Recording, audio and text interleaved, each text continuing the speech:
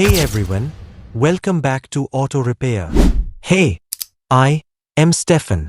Today, we talking about low transmission fluid and how it can mess with your car. If you don't catch it early, it can get really expensive and frustrating. So, let's dive into the signs that your car might be low on fluid. First up, shifting problems. If you notice your car having trouble shifting gears or it's slipping out of gear, low fluid could be the culprit. Without enough fluid, the gears don't get enough lubrication and can grind, making shifting rough. Next, strange noises. If your car sounds like it's whining or grinding, it might be a sign of low fluid. Lack of lubrication causes parts to rub together, making all those horrible sounds. The third sign, overheating. When there's not enough fluid to cool things down, the transmission gets too hot. This heat can damage important parts like the gears and clutches. Another symptom, a burning smell. Overheating transmission fluid can smell like something burning.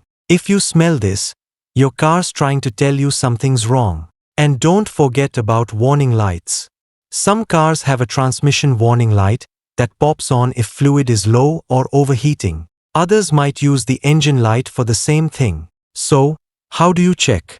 In most cars, you can check the fluid with a dipstick under the hood. Some newer models, like my Ford Fusion, don't have a dipstick. Instead, look for a plug hole on the side of the transmission. If the fluid's not level with the hole, it's time to top it up. Remember, low fluid isn't the only problem, but it's a big one. Keep an eye on your car, and if you notice any of these signs, get it checked out before it gets worse. So, there you have it. Keep an eye out for these signs, and take care of your car before things get too serious. If you're ever in doubt, it's always a good idea to get a professional to check it out. Got any questions? Drop them in the comments. And if you found this video helpful, don't forget to like, subscribe, and hit the bell icon so you never miss out on more tips. See you next time on Auto Repair.